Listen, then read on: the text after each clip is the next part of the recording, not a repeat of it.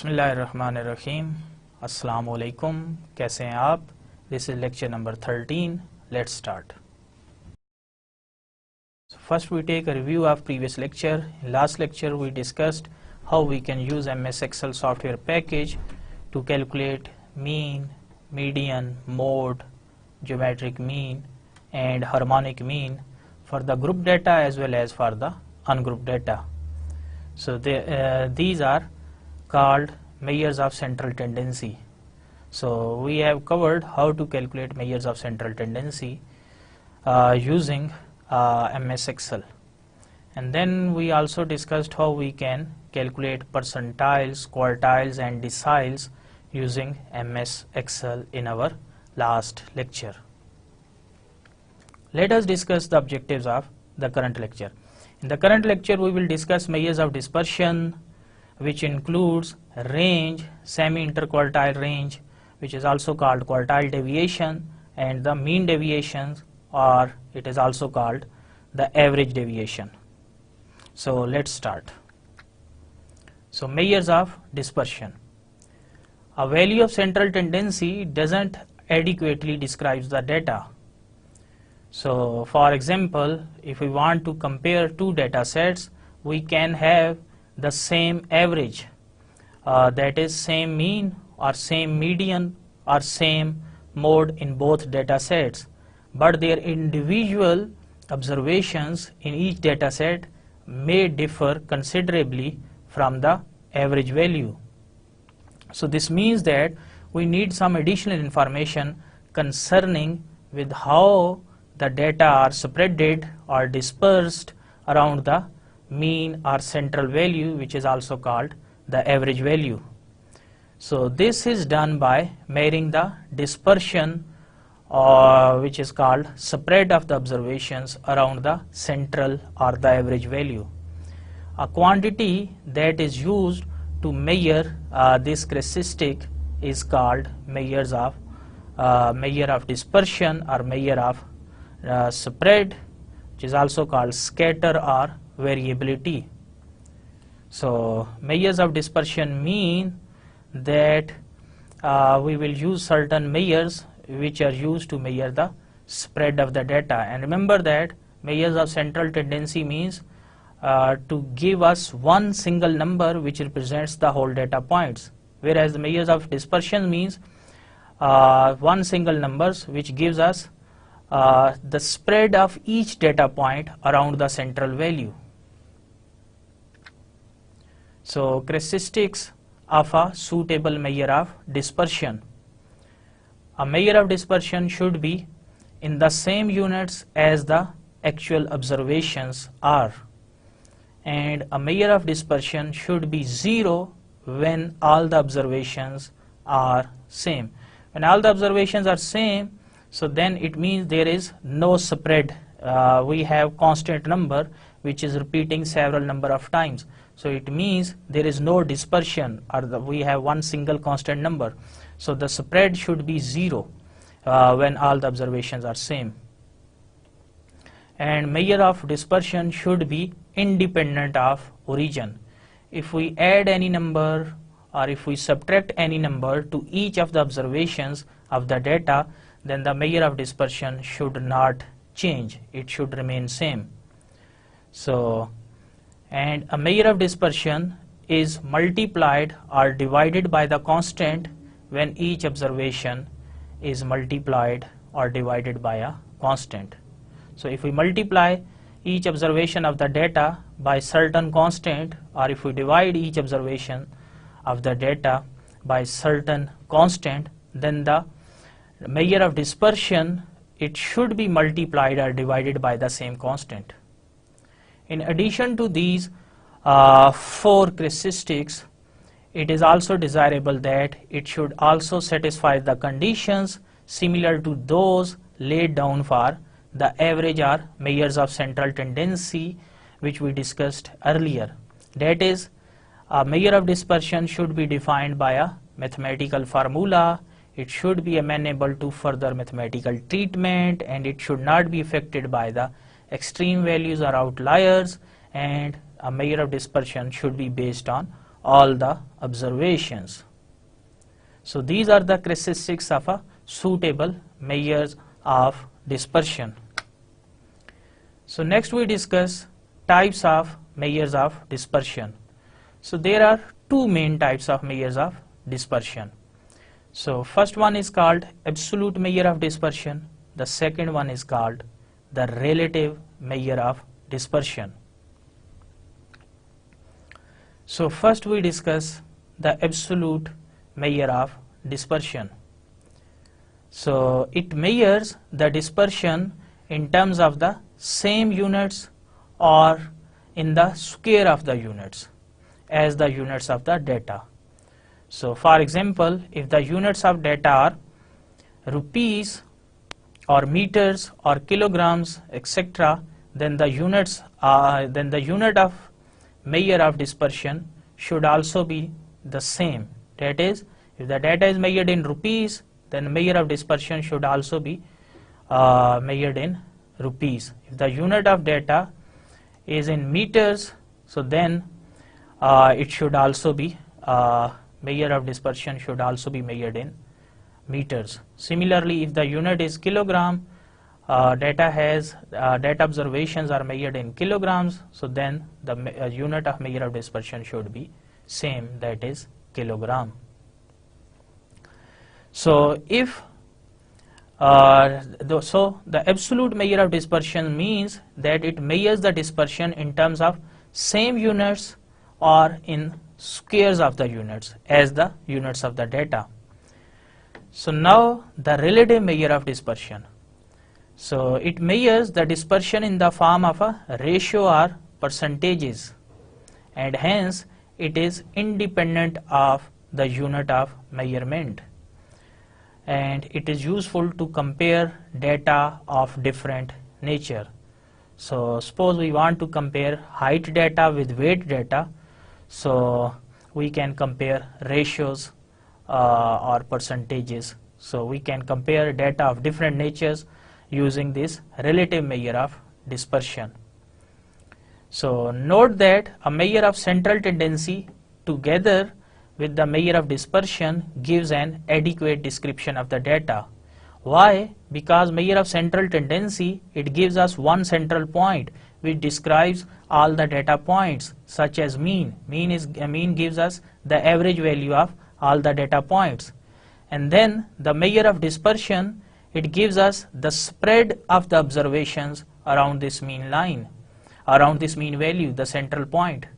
So once we have the measure of central tendency and the measure of spread, that is the central value of the data and the spread of data values around this middle line, then it means we have sufficient information about the data.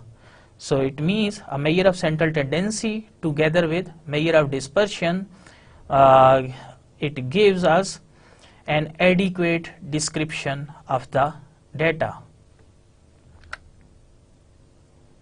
So main measures of dispersion.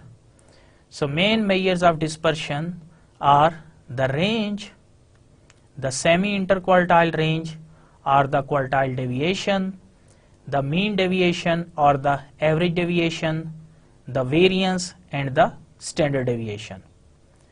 Note that in this current lecture we will discuss only first three: the range, the semi-interquartile range and the mean deviation, and the discussion of variance and standard deviation will be covered in next lecture. So let us discuss the first measure of dispersion, which is called the range. The range R is defined as the difference between the largest and the smallest observation in a set of data. So just take the difference of the highest value or the largest value and the smallest value or the least value in the data. Symbolically, range is written as range equals R equals xm minus x naught, where xm is the largest observation and x naught is the smallest observation.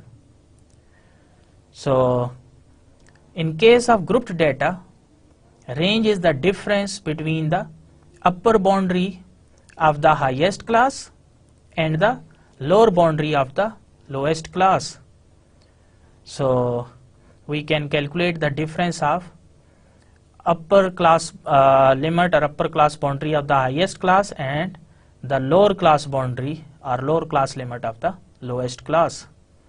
So but in case of ungrouped data, so just take the difference of largest observation and the smallest observation. So xm minus x naught. Note that range cannot be computed if there are any open-ended classes in the frequency distribution. So suppose we have one open-end class in the frequency distribution, the first class that it is less than 10. So it means the upper limit is of the first class is 10 and we don't know the lower limit because 10 and less than 10. So this is an example of open-end classes. So open-end class. So if we have open-end class, so if any lower limit or the upper limit is missing, then the range cannot be computed. So note that range is simple to measure and it is easy to understand, but it has two serious disadvantages. Number one, it ignores all the observations available from the intermediate observations. So it only considers the extreme values, the maximum value and the minimum value, and it ignores all the observations which are lying between the max and min value. So this is one big disadvantage of using range as a measure of dispersion. Secondly, since range is based only on two extreme observations, so it might give misleading picture of the spread of the data. So suppose your data has one outlier, the max value. So suppose we have data 1, 2, 3, 4 and last value is 100. So 100 is outlier in this case. So if we take the difference of largest and smallest value, so 100 is the largest value and smallest value is 1. So if we take the difference of largest and the smallest value, so 100 minus 1 we get 99. So 99 is not giving us the correct picture of the spread of this data. So it means since this range is based on two extreme observations, the max and min observations, so that's why it does not give us the correct picture, and most of the time we get misleading results of the spread of the data. However, the range is used in statistical quality control charts of the manufactured products, and the daily temperature, the maximum temperature, the minimum temperature, and the stock prices. So we can use range in these sectors. So note that range is an absolute measure of dispersion.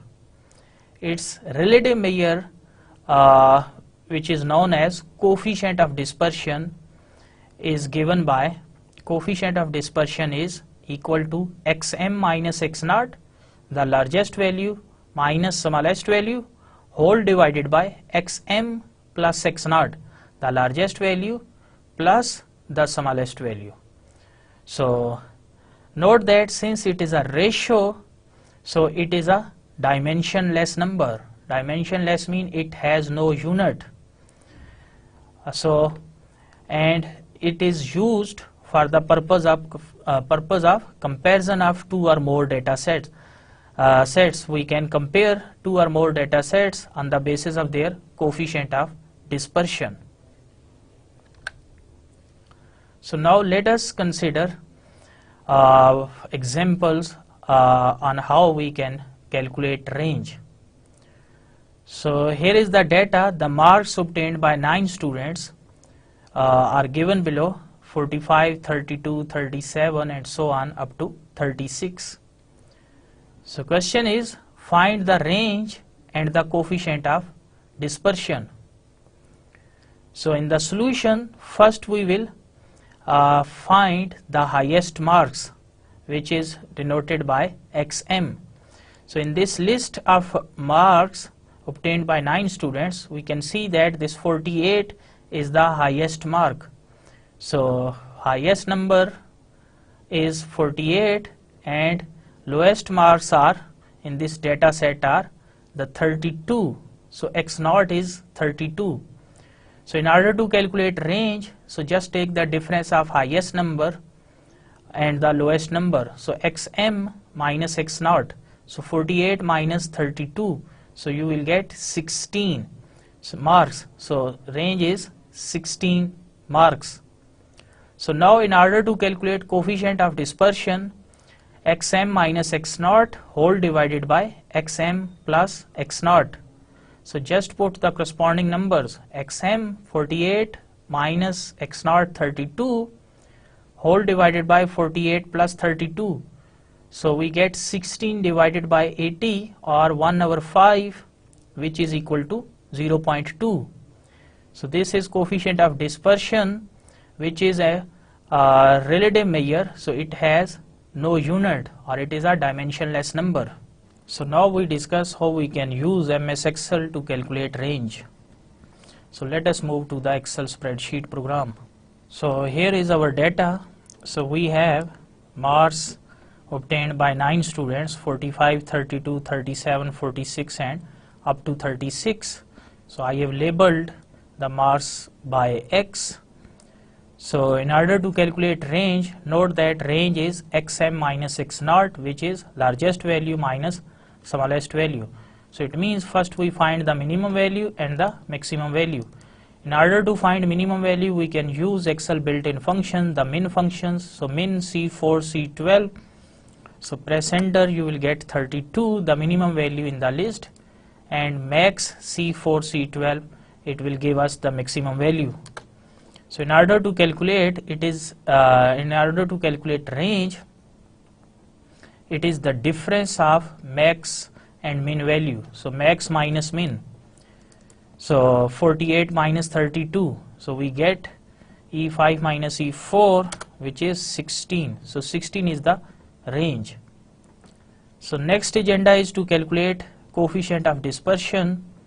So note that the formula of coefficient of dispersion is XM minus X naught whole divided by XM plus X naught. So it means we can calculate it by E5 minus E4 XM minus X naught whole divided by XM plus X naught E5 plus E4. And remember that we have to use the parentheses in the numerator as well as denominator. The parentheses are used in order to tell the Excel that first calculate this difference and get one single number for the numerator, and similarly in the denominator first calculate this sum and then divide the numerator with denominator. So coefficient of dispersion for this data set is 0.2. So this is how we can use Excel to calculate range and coefficient of dispersion. So next we discuss semi-interquartile range, which is also called quartile deviation. So before discussing semi-interquartile range, first we discuss what is interquartile range. So interquartile range is a measure of dispersion and defined by the difference between the third and the first quartiles, or symbolically we can write it as interquartile range is equal to IQR, which is used for IQR interquartile range. It is equal to Q3 minus Q1, the third quartile minus the first quartile, where Q1 is the first quartile and Q3 is the third quartile. So just calculate the difference of third quartile and the first quartile, you get the interquartile range, the range between the quartiles, and it is the difference of third and the first quartile. Now the semi-interquartile range, semi mean half. So S for semi, IQR for interquartile range, which is also called quartile deviation, QD, it is the half of interquartile range. So semi-interquartile range or quartile deviation is half of IQR. So Q3 minus Q1 divided by 2. So QD is also an absolute measure of dispersion, just like the range. So its relative measure is called coefficient of quartile deviation or of semi-interquartile range. So coefficient of quartile deviation is Q3 minus Q1 whole divided by Q3 plus Q1. And remember that since it is a ratio and it is dimensionless number, and so it has no unit, and it is used for comparing the variations in two or more data sets. So let us discuss the examples of semi-interquartile range, interquartile range, and which is also called quartile deviation, and the coefficient of quartile deviation. So let us take the same data set, the marks obtained by 9 students, 45, 32, 37, so on up to 36. So question is, find IQR, interquartile range, quartile deviation, and the coefficient of quartile deviation of the marks obtained by these 9 students. So we can calculate Q1 and Q3 using MS Excel. So Q1 is calculated to be 36, Q3 is calculated to be 45. So in order to calculate interquartile range IQR, which is just the difference of Q3 and Q1, so 45 minus 36, we get 9. So 9 marks. In order to calculate quartile deviations, it is the half of IQR, that is Q3 minus Q1 divided by 2. So Q3 minus Q1 is 9 divided by 2, so it is 4.5, and we have to put the unit as well, so 4.5 marks. Now in order to calculate coefficient of quartile deviation, which is Q3 minus Q1 whole divided by Q3 plus Q1, so this is calculated as 45 minus 36 divided by 45 plus 36, so we get 9 over 81 or 1 over 9, or it is 0.11. So it is a pure number, or it is called dimensionless number, so it has no unit. So let us move to the MS Excel in order to calculate these numbers IQR, Q1, Q3, IQR, QD, and coefficient of quartile deviation. So here is the same data set. I have labeled it as X. So marks obtained by 9 students, 45, 32, and it goes up to 36. So the 9th student, he got 36 marks. So first we calculate Q1 using Excel built-in function, which is quartile V4 to V12. This is the array, and then after comma 1 mean the first quartile.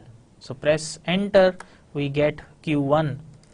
And similarly, in order to calculate Q3, just type the quartile function V4 V12, the same array, and then after comma 3 is the quart or required quartile. So this will give us the third quartile. So once we have these two quartiles, we can calculate IQR, which is interquartile range. So it is the difference of third quartile and the first quartile. So Y5 minus Y4, Y5 is the cell address of Q3 and Y4 is cell address of Q1. So Y5 minus Y4, it means Q3 minus Q1. Press enter and the IQR is 9. So in order to calculate quartile deviations, it is half of this IQR, that is Q3 minus Q1 divided by 2. So it means this 9 divided by 2. So or Q3 is located in Y5 and Q1 is located in Y4, so Q3 minus Q1, that is Y5 minus Y4 whole divided by 2. Press enter, you get 4.5. So last one is coefficient of quartile deviation. So in order to calculate coefficient of quartile deviation, it is Q3 minus Q1 divided by Q3 plus Q1. So here Y5 minus Y4 divided by Y5 plus Y4, and remember that Y5 is Q3, Y4 is Q1. So press enter, so we get coefficient of quartile deviation, which is 0.11. So this is how we can use MS Excel to calculate IQR, quartile deviation, and coefficient of quartile deviation. So next we discuss mean or average deviation. The mean deviation or the average deviation of a set of data is defined as the arithmetic mean of the absolute deviations measured either from the mean or from the median. Remember that the deviations mean the gap or difference. So absolute mean just considering only the positive values.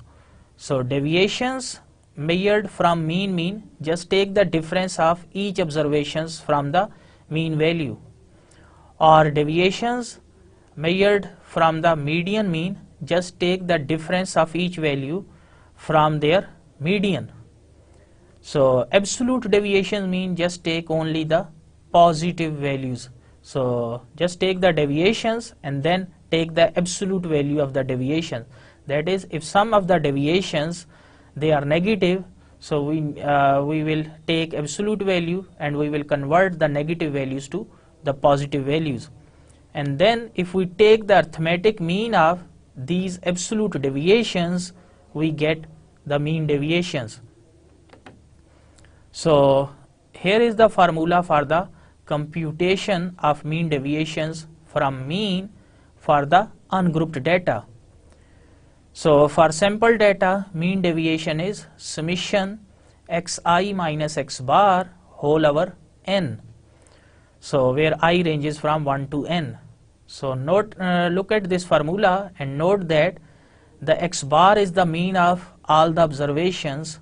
So x bar is being subtracted from each xi. So when I is 1, so x1 minus x bar, when I is 2, x2 minus x bar, I is 3, x3 minus x bar, and so on. When I is n, so xn minus x bar. So x bar, which is arithmetic mean, it is being subtracted from all the observations from x1, x2, and so on up to xn. So subtracting mean from each observation is called the deviations. So x minus x bar is actually it gives us the deviation. And if we take these two vertical lines, they are used to represent the absolute value. So this means absolute value of xi minus x bar, and then we are taking sum of these absolute deviations divided by total number of observations. So sum of values our n, it means sum of deviations our n. So it means we are taking arithmetic mean of the absolute deviations. So this is called mean deviation. So this is for sample data. But if we are dealing with population data, so we will replace this x bar, which is usually used to denote sample mean, with the population mean mu. So and we will also replace this small n, which represents the total number of observations in the sample, with big N, which is used to represent total number of observations in the population. So this is the formula for calculating mean deviations or average deviations from mean for the ungrouped data. For sample data, summation xi minus x bar our n, absolute value of summation xi minus x bar our n, and for population data it is sum of absolute value of xi minus mu, the population mean, divided by capital N, which is the total number of observations in the population.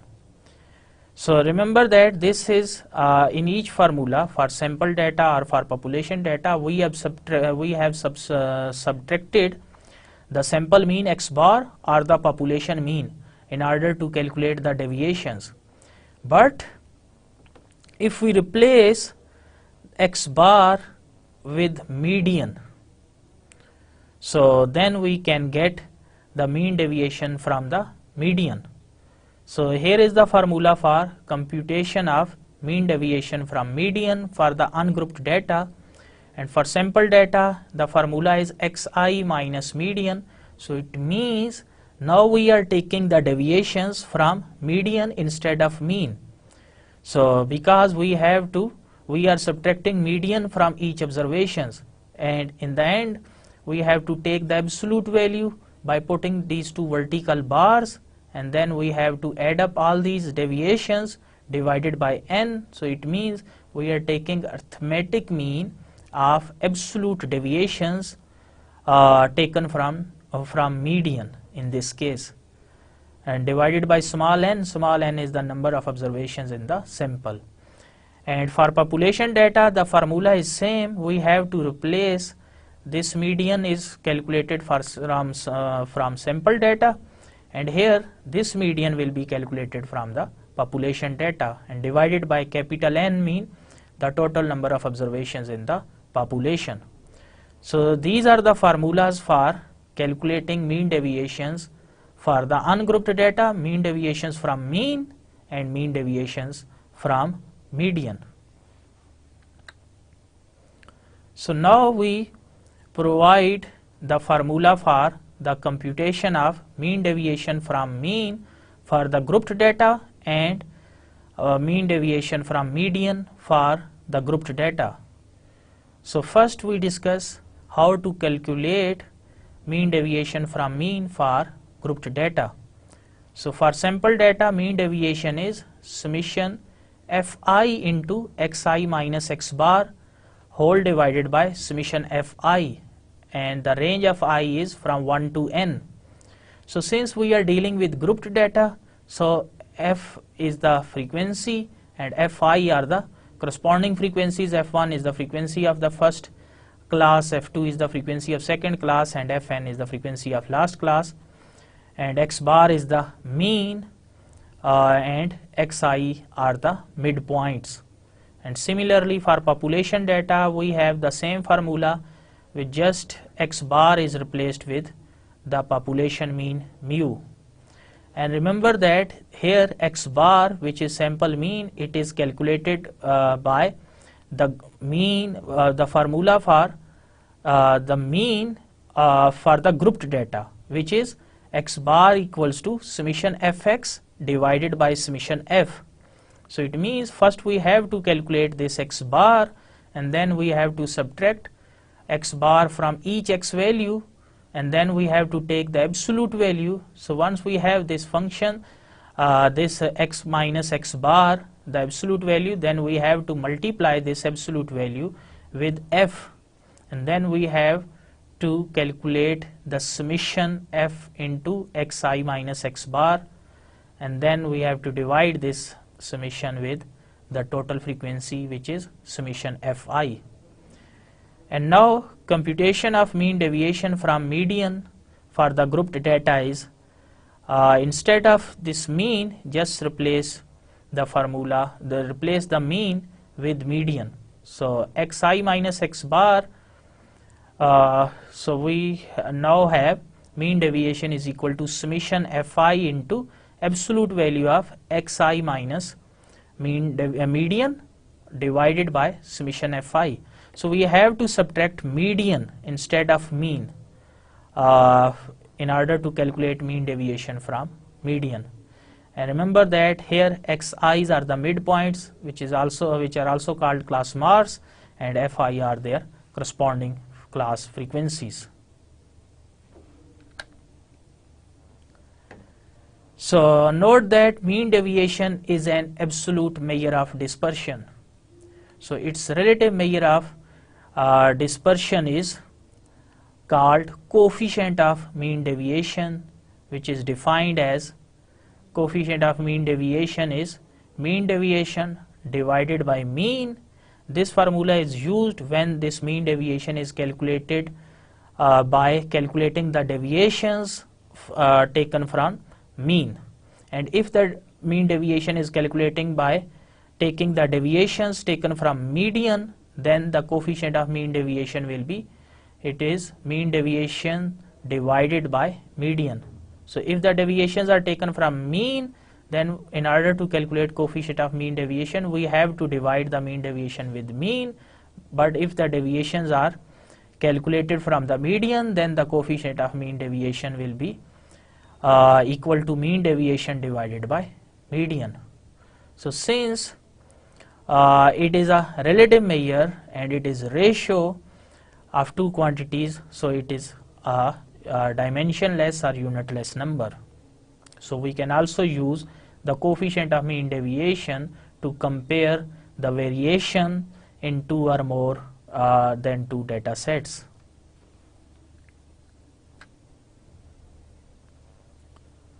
So now we discuss an example in order to explain the mean or average deviation. So we are considering the same example, the marks obtained by 9 students, 45, 32, 37 up to 36. So question is, calculate mean deviation from mean and mean deviation from median. So here is the data. So in the first column we have data for x, I have labeled it as x, 45, 32, 37 up to 36. So here is our data. So since it is ungrouped data, so first we calculate the arithmetic mean. So note that arithmetic mean for ungrouped data is x bar, which is summation x over n. So it means we have to add up all these x entries, 45 plus 32, 37, 46, 39, 36, 41, 48 and 36. So here is the sum of all numbers. So sum of all numbers is 36, sum of the marks of 9 students. So this is summation x. So this is summation x, which is 360. So since mean is called x bar, it is summation x over n. So summation x is 360 divided by n, which is total number of students. In this case we have marks of 9 students, so 360 divided by 9 we get 40. So mean is 40. So next we calculate the median. So in order to calculate median, we need to arrange this data set. So let us arrange this data from lower value to the higher value.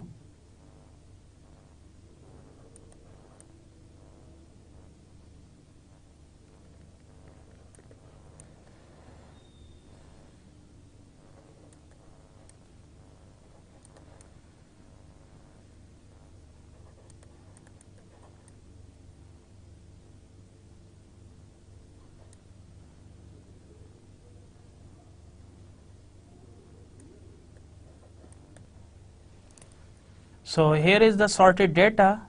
So we can see that we have 9 marks. So the middle is 39. So 39 is our median. So median is 39 for this ungrouped data. So now we are interested in finding mean deviation from mean and mean deviation from median. Remember that the formula for calculating mean deviation from mean is, it is summation absolute value of xi minus x bar whole over n, and for median we have summation absolute value of xi minus median divided by n. So now in order to calculate mean deviation from mean, we need to subtract this x bar, which is 40, from each observation of this x. So this is So construct a new column x minus x bar.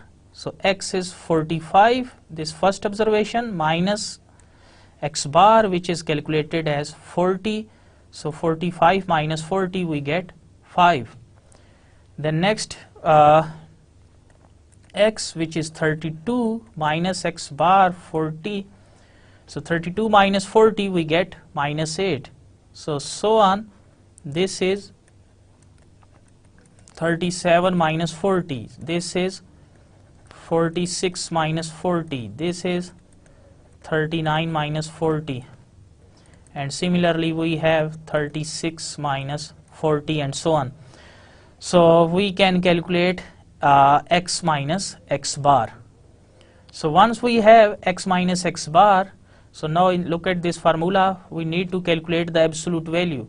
So in next column, calculate x minus x bar and the their absolute value. So absolute value mean just change the negative number to positive number. So this 5 as it is, so absolute value of minus 8 is plus 8. Absolute value of minus 3 is plus 3. Absolute value of plus 6 is same as 6. So the objective of absolute value function is that it changes the negative numbers to positive numbers while keeping the positive numbers as it is. So we have x minus x bar, the absolute value. So now in this formula we need to take this sum. So add up all these numbers, 5 plus 8 plus 3 up to 4. So this sum is 40. So this is summation xi minus x bar. So instead of this number, write 40 divided by n. N is 9. So 40 divided by 9, we get 4.4 marks. So mean deviation taken from mean is 4.4 marks.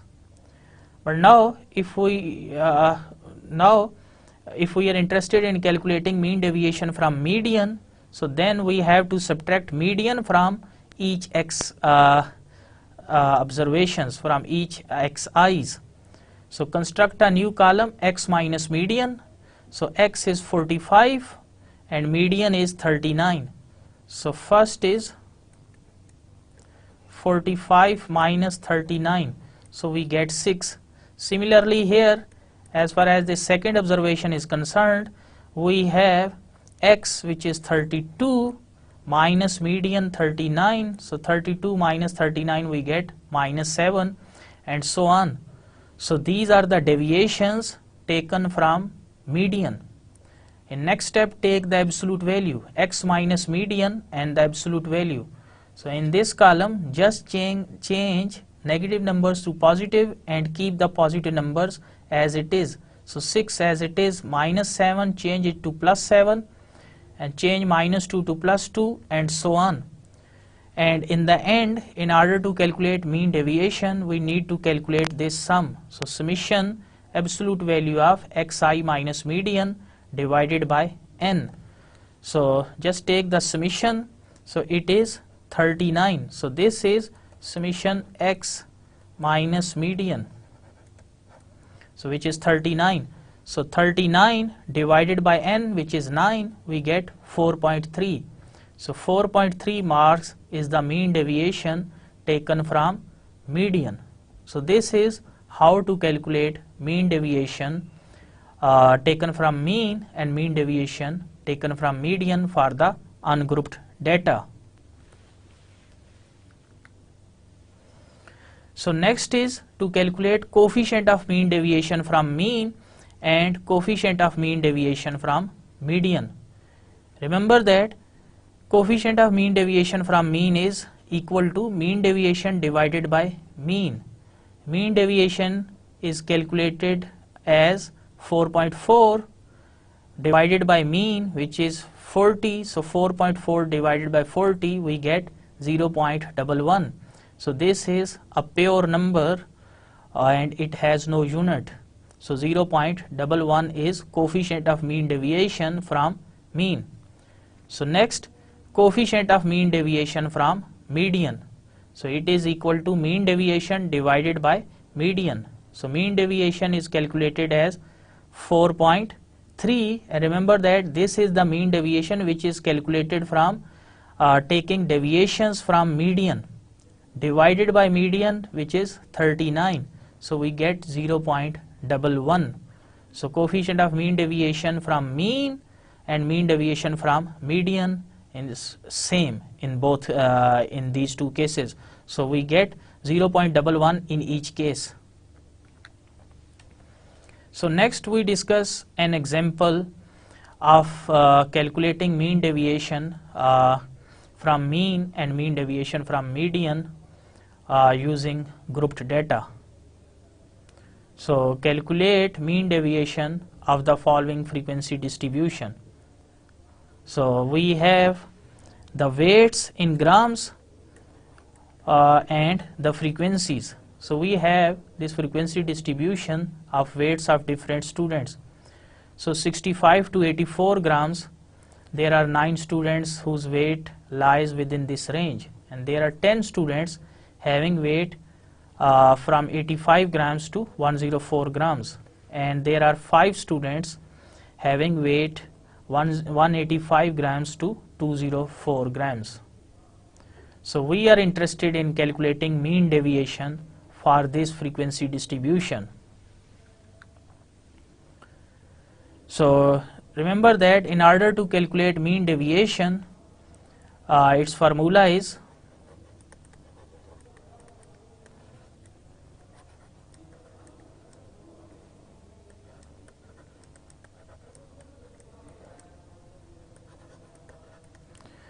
summation Fi into xi minus x bar and its absolute value. So summation Fi into absolute value of xi minus x bar whole divided by summation Fi. So it means in order to calculate this mean deviation, first we need to calculate this x bar, which is the arithmetic mean in this case. And remember that arithmetic mean in case of group data is summation Fx divided by summation F. So it means first we need to calculate summation F, the sum of frequencies, which is 60 in this case, and then we need to calculate summation Fx. So x is the midpoints. So first calculate a column, first calculate the midpoints, which is also called class marks. So midpoint is the sum of lower and upper limit divided by 2. So 65 plus 84 divided by 2, we get 74.5, and so on. So next multiply f with x. So 9 with 74.5, we get 670.5, and so on. And in the end we have summation Fx. So once we have this thing, we can calculate mean, which is x bar. It is summation Fx, which is 7350, divided by summation F, which is 60.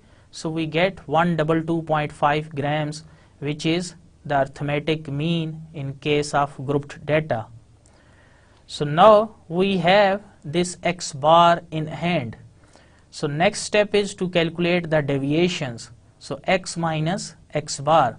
So we have to subtract this 122.5, which is arithmetic mean, from each of the observations. So xi minus x bar.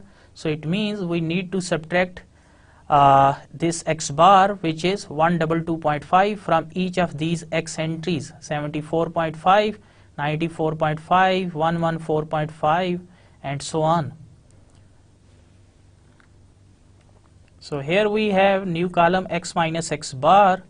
So in order to calculate x minus x bar, we need to subtract this mean, which is x bar, calculated as calculated to be 122.5. So we have to subtract this 122.5 from each x value. So 74.5 minus 122.5. So we get minus 48. Similarly, 94.5 minus this mean value 122.5, we get minus 28, and so on. In next column, calculate the absolute value x minus x bar and the absolute value. So minus 48 will be changed to plus 48, minus 28, its absolute value is plus 28, minus 8 is changed to plus 28, plus 12 will remain same, plus 12, and so on. So in the end, multiply f with x minus x bar, absolute value of x minus x bar. So it means multiply this 9 with 48. So we get 9, 4, 32. So next multiply this 10 with 28. We get 280, and so on. In the end, since we are interested in calculating mean deviation, so remember that mean deviation for group data is summation fi into absolute value of xi minus x bar divided by summation fi. So calculate this summation fi into x minus x bar, xi minus x bar. So this is 1696 is summation fi into absolute value of xi minus x bar, and this one is summation fi. So once we have both numbers, the numerator and denominator, we can calculate mean deviation using this formula. So just put the corresponding values in this formula. So we get 1696 divided by 60, so we get 28.27, and the unit is grams. So the mean deviation is 28.27 grams. So remember that this is the mean deviation, which is calculated by taking deviations from mean. We can also calculate mean deviations from median. In that case, instead of subtracting x bar from each value, we need to subtract median from each value of x. So it means in that case, first we need to calculate median for the grouped data. So this is an exercise for you, you should try it. So first calculate median for this data. So once you have the median, then in this next step, subtract median instead of x bar from each x value. Then take the absolute value of x minus x median, x minus median, and then multiply the frequency with the absolute value of x minus median. And in that case, this formula will be summation fi into absolute value of xi minus median divided by summation fi. So this is an exercise for you. So that's it. This is how we can calculate mean deviation or average deviations for the grouped data. So we can use Microsoft Excel to calculate mean deviation for grouped data as well as for the ungrouped data. Here we have the same data set, the marks obtained by 9 students. So we are interested in calculating the mean deviation of this ungrouped data.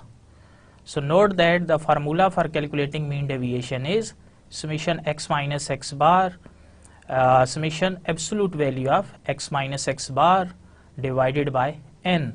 So it means in order to calculate this mean deviation, first we need to calculate this x bar, which is the arithmetic mean, and then we have to subtract this x bar from each x values, and then we have to take the absolute value and then the sum of these absolute values and divided by n in order to get mean deviation.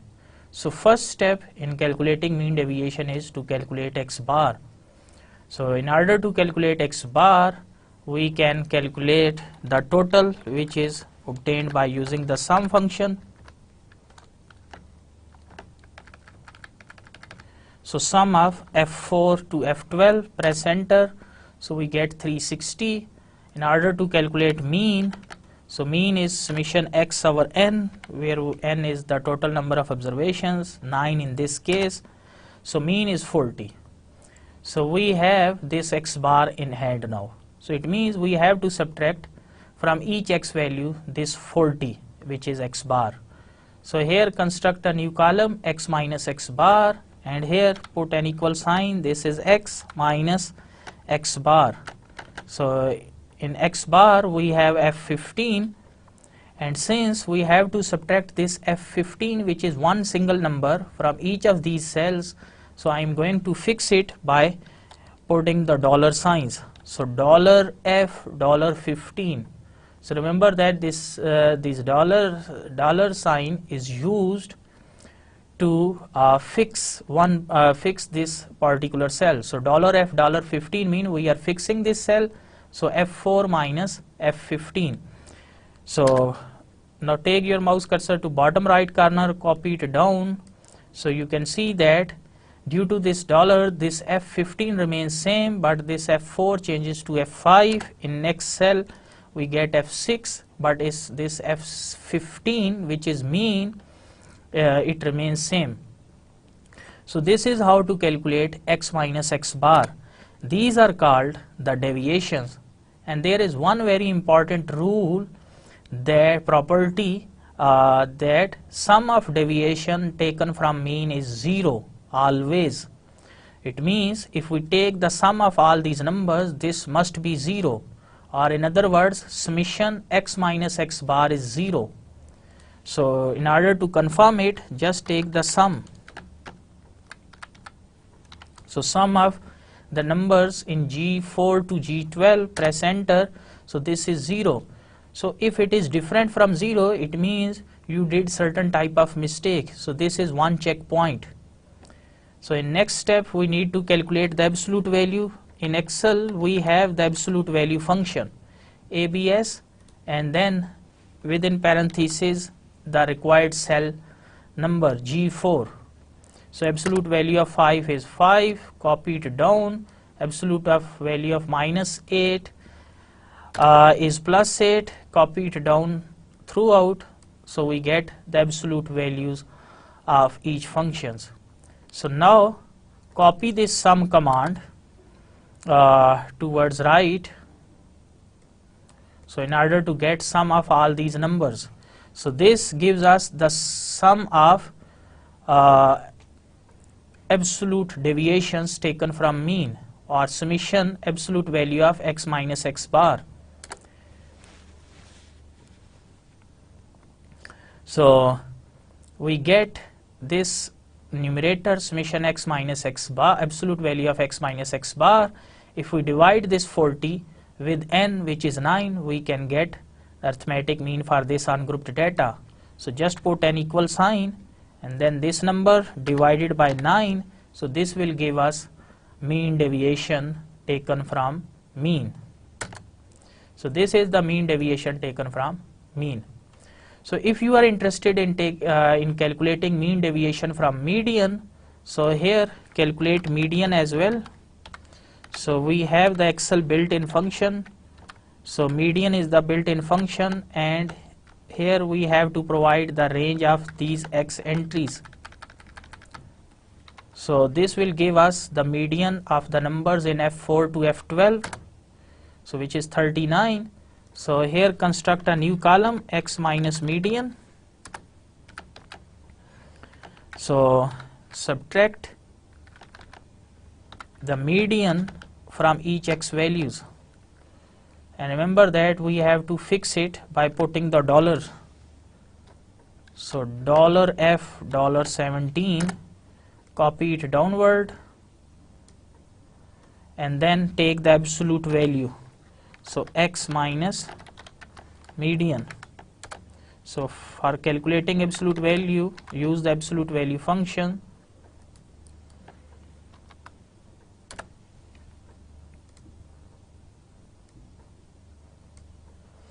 So since there is no negative value, so we can calculate this number. So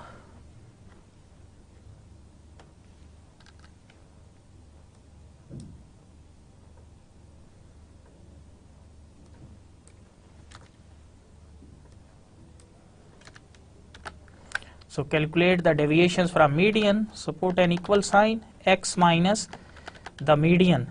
So median is in F16. So we fix it by putting the dollars. So median is 6, copy it down. So we get the deviations, and in next column take the absolute value.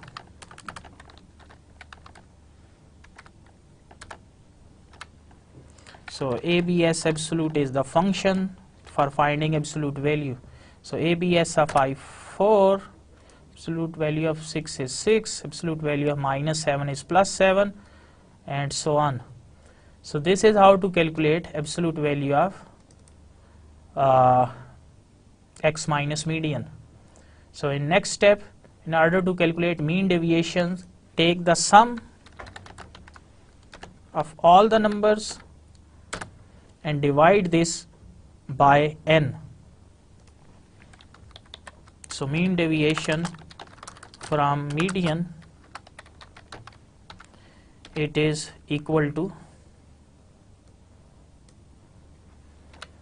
this sum, which is 39 divided by n, which is 9, so it is 4.33.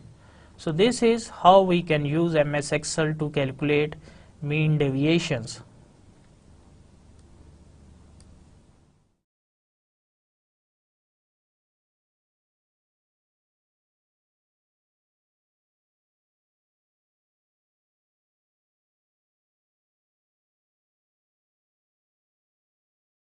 So let us take the review of the main concepts which we have covered today.